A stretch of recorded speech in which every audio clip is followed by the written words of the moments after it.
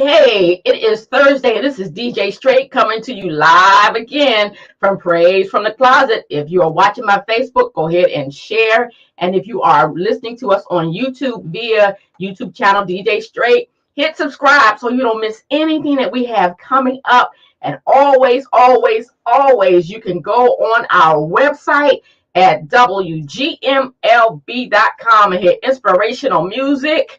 Let's see who just played. Pastor Charles Jenkins, Days of Elijah played. Ernest Pugh, God Wants to Hear You. And Billy Crockett, Portrait of Love. I bet you guys have never heard Portrait of Love. It's a nice little Southern gospel song to Jesus. And always, you can reach out to us at gospelmusicloversbuffet@gmail.com. But listen, you all didn't come to hear my voice, but thank you all so much for your support for all of our Black History Moment programs on this month. And I have the great privilege and opportunity. I heard about this young man probably 2 or 3 years ago, but I really need to just reach through the computer and get his autograph because I read about him. I even tuned in to one of his podcast shows, Inside the Room, and I'm talking to him about that later because I want him to bring that on this station. But listen, it's the Brandon L. McGee Jr., a community activist and architect of social solutions for the people, is from Connecticut. He's a former representative for the state of Connecticut. His passion for communication emanates from Dr. Martin Luther King. He was also inspired by Rosa Parks. He has a lot of awards. He ascended mentoring for the Board of Presidents. That's what he's doing now. He's a Hartford Behavioral Health.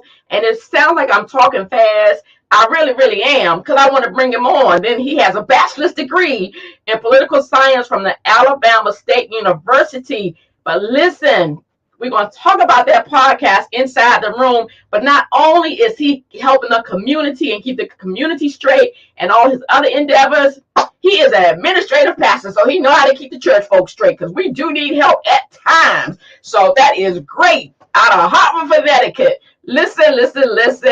Let me bring on Brandon L. McGee Jr. Welcome to Praise from the Closet. How are you? I'm well. How are you? And thank you so much for allowing me to be on your show. Yes, it is a privilege to have you. Now, I have to ask you, when you were a little boy, young man, instead of going outside and playing, were you in and giving speeches to your stuffed animals, or did you have your friends line up like a football team and you would direct them? Where did this come from? You know what? Having been around my great uncle, who, God bless his soul, was a preacher, James Hicks, also a community-minded civic person, my grandmother, my mother, who still enjoys giving back and doing so many things for the community, and all of us grown up in church. I've always been in a place, in a space in my life where politics has always been of interest to me, number one. But number two, this idea of giving back to people, because I've been given to and mentored, it's just a part of my fabric of who I am. And so I don't know if I enjoyed playing games or anything. I always joked around a lot, very serious at times. I did play sports, but I was also only interested in the debate team and wanting to be the president of my class, or, a desire to be the first president of the Black president, that is. And that was before Barack Obama. God bless his soul. He got there before I did. Okay. But yeah, to answer your question, I don't remember playing with games or anything. I enjoyed, I don't know, I did not enjoy games. Okay, so did you no, I said instead of playing games, were you out there having your friends giving them speeches? But I was actually. Yeah. Did you ever stand in the mirror with a comb or a brush as if you were talking in a microphone? I never really needed a brush or a comb. I just projected my voice because I always enjoyed reading about the civil rights movement. I could recall as a young boy reading in the Jet magazine. Some of our folks don't know what that is, but the little small Jet magazine, and probably before that they had the bigger ones. But nonetheless, reading about Black civil rights leaders and reading about what was happening in the South, or fraternities and sororities. And so I have always been in a place and space where I wanted to emulate Martin Luther King. And at times, he didn't need a bullhorn or a microphone. He just talked or he preached. And so, that's me. Yeah. That is great. So listen, I'm going to put his website up so you can go and look at everything that he Look has. at you. You got the bells and the whistle on everything. I mean, technology. This is amazing. DJ Straight is trying to be prepared. Look, we can talk there because I'm all about serving. I'm all about helping. See. So let me tell you what I had to do right quick. I had to put this up separate because some people don't know what IG is and the tweet. Instagram. Yeah, Instagram. Right. I put it on a different page. And then I'm gonna shock you with this email here. See why that's up. And I can slide that on down like that. Slide it. Oh my God. But listen, seriously though, your passion is so great with the community. And so talk about how did you introduce yourself in the community and allow people to be able to receive you? Yeah, everything starts at home, and at home for me, obviously, is my physical home. However, my second home, that felt like my first home, is the church. And I've learned the importance of civic leadership and servant leadership, and understanding that. And my godfather, who's also my pastor, Pastor Marshall Muntz, ingrained that in me. You can't be anybody great if you can't be great doing God's work. And, from feeding people to mentoring young folk to just evangelizing to people in the community, it only was a part of my innate ability to communicate to folks where they are. So from high school to college, from college to getting my master's to coming back home, there were so many different sort of evolutions of Brandon McGee around his interest, my interest in politics. But it wasn't until my time in Alabama State, or at Alabama State University, where I always tell folk, that's where I became a man.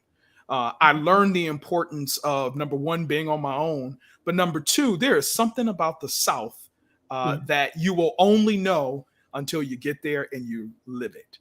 And being able to register folks to vote, talk to Johnny Carr and Ralph Abernathy's family, Dr. King's family, Coretta Scott was alive at that time, Jerome Gray, the attorney for Dr. King. All these people I've had an opportunity to sit at the table with, serve as a pallbearer for the Rosa Parks, the woman that I only read about in the newspaper, as this lady who didn't give up her seat. But I say all that to say it was a combination of all of these events and life experiences that got me to a place where I was able to share not only my passion, but my ability to organize and to tell people about a message. And my message was always using your voice. And it started with registering to vote. Wow, because exercise your right. Because I did read that you were inspired by Rosa Parks. But listen, ladies and gentlemen, he will be back because he's either going to preach or he's going to teach. He's going to do something in the spirit, in the spirit realm, because he's got that charismatic voice. But also, what were some of the tools that you didn't have to do what you needed to do, but yet you went out and acquired and got them so that you could? Because I'm looking at you, and no is definitely not in your vocabulary. Yeah, no is not in my vocabulary. My mom and dad wouldn't allow that to be the case. It took time to figure out how to channel my frustration with society, my frustration with the church, my frustration with police and Black men, my frustration with the education system. How can we serve a God, right, who is everywhere and has all power, and yet we still are experiencing these types of disparities? And so I had to go down my own journey in understanding the word and understanding the importance of my role in this, and how Jesus was a community organizer. That's a whole nother Yes, conversation, yes, right? yes. But on the same token, it took me time, and I'm still learning, but it took me time to develop and hone in on my skills and be laser focused on one particular area. And that area will then create opportunities, areas of focus, that is, will Okay. create opportunities for anybody. But for me, in my case, to do the work that I'm doing now. Well, that's great because I just thought about something when you were talking about you didn't grow up until you went to Alabama in 2000, Alabama State University 2006. So here's one of your messages: the shadow behind me. Work that thing because as you grew up, there was some definite changes going on in that. But listen, I know that I don't want to take up too much of your time, so I want to jump to the I want to jump to the inside the room because you had a message. You had yeah.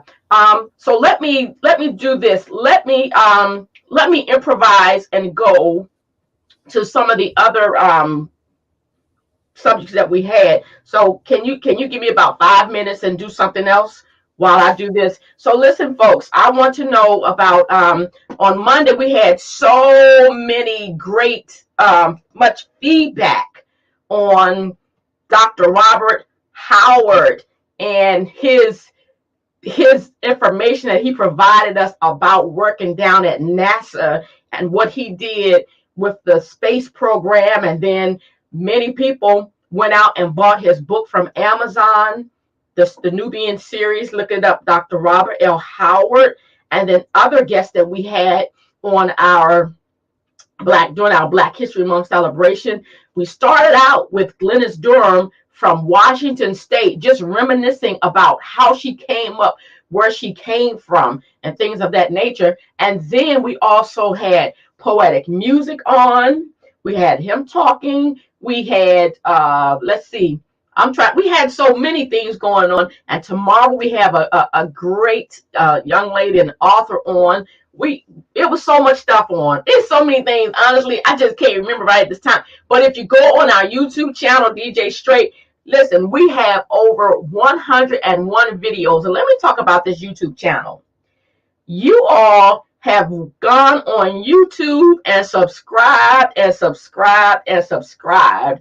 And I am very grateful, very appreciative of how you all have supported Praise from the Closet, because without you all going on and subscribing, then nobody would know about Praise from the Closet. So I thank you all for supporting. And guess what? We're not going to stop at Black History Month now. We're going to take it through the whole year because we are African Americans all year long. All my life, I've been brown skinned, golden brown.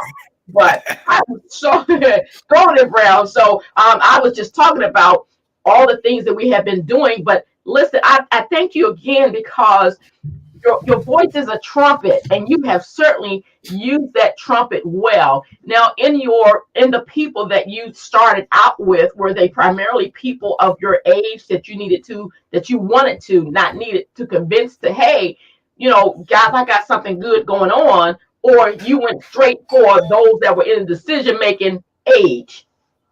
So I'm going to go back to Alabama. And again, even before that, I had the awesome opportunity to be mentored by great men, great Black men who helped me to understand the importance of passion. So that passion, yet, it was very, very, let's just say it wasn't as mature. I just knew I wanted to save the world, DJ Straight. I wanted to save the world.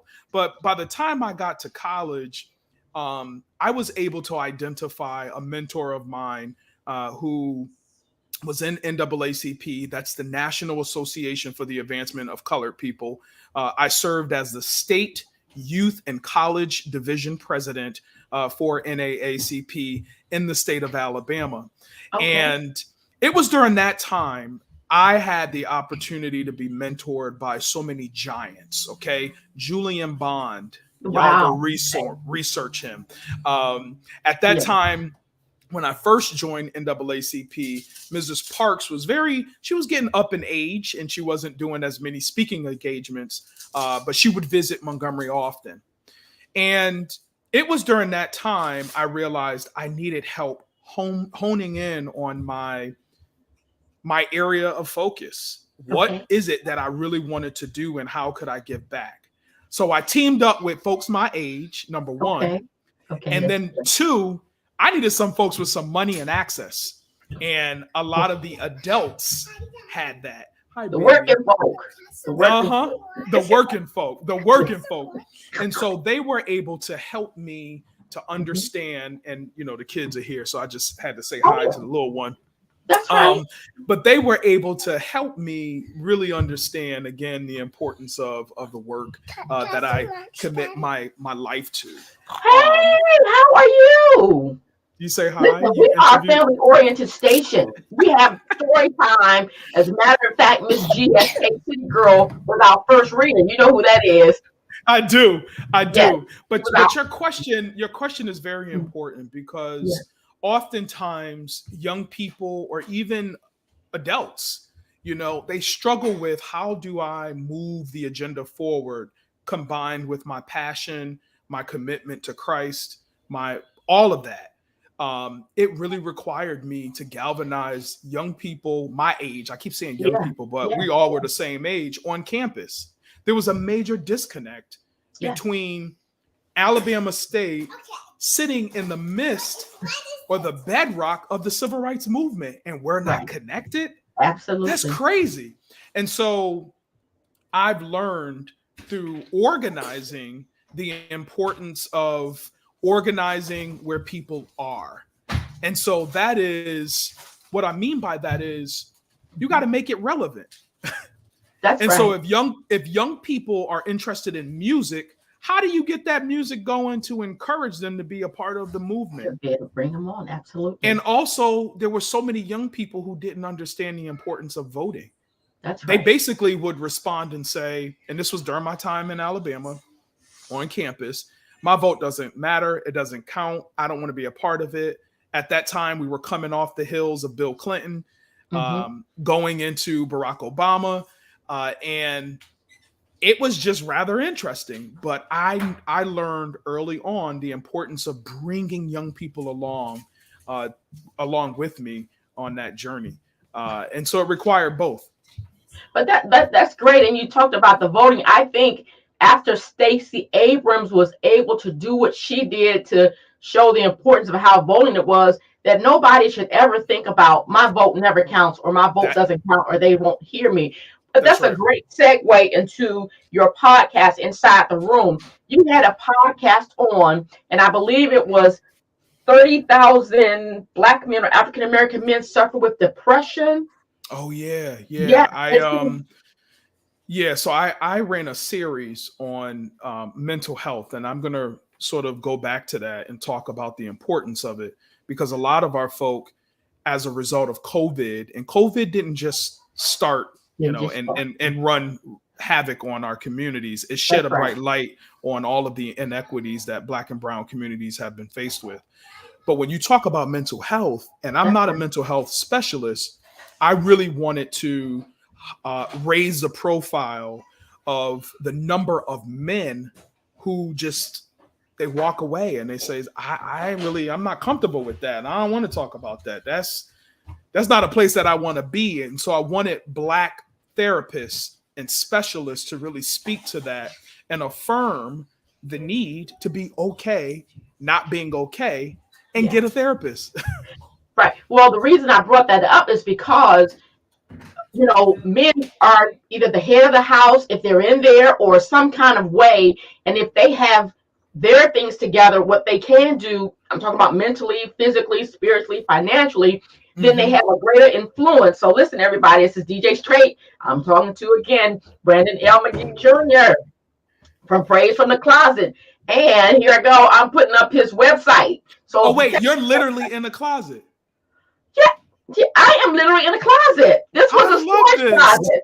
And the I Lord love it. told me to clean out my storage closet and start praise from the closet. I am a real gospel DJ. I will come up to Hartford if you have an event. Yes. That's why I said go on WGMLB.com. You will hear music live. The Maryland chapter of the GMWA is playing now. I'm in the capable hands of God. So see, and I don't want to take up your time, but the No, way this the is internet works, amazing. you can't do the music and be on the video because Facebook will shut me down. So I Yes. play music 365, 24/7, and then I Oh, have some other things wow. on there. But I am literally in the closet. See, I I came love in the it. closet and I didn't pick that well over here. And then I put up my little thing, and this is my book I wrote, my other stuff, and my Oh, little this. sticker. So my DJ service is Melody of Praise, but I got this name since I was 9 years old from Bishop Ross.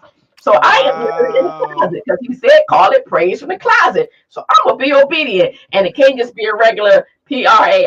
It's always been ZE. So you go on my I love website, it. you'll see how I got my name. So yeah, you're fascinated. And all this stuff works. This is my old DJ equipment, but I just Wow. couldn't get it done. So my real stuff is downstairs. Hmm. Okay. But getting back to you, because this is your show for right now. but seriously, because I also read that you had a holistic approach and some of the things that you did. How did you come up with that practice? Yeah, it's very simple. You meet people where they are, no matter who you are. And I remember the first time. So I know you read in the introduction, I served in the General Assembly. I was a Connecticut state representative for a decade. Just recently Wow. stepped down and transitioned into a new role, and leading the governor, the sitting governor, Governor Ned Lamont's reelection campaign efforts. And I I heard he could shot out on remember, your show. huh? Say it I again. heard he gave you a shout out on your show. He did. He did. I remember there was a lady by the name of Trudy Merrow. Her husband actually held my seat back in the 50s, and he was the first African American to serve in the General Assembly here in the state of Connecticut. Mhm. And she told me very early on, she said, Brandon, never forget the least of these. Never forget the lovely, beautiful people once you get off the porch. And we have a few streets in our neighborhood, and I'm sure y'all have them there, where you mention the name and folks are like, "Ooh, I don't want to live Oh, there." down there, yeah. And those are the very streets that I went to first because they're human and they have a story. And everybody didn't ask to grow up in poverty or grow up in That's right. situations that they can't control.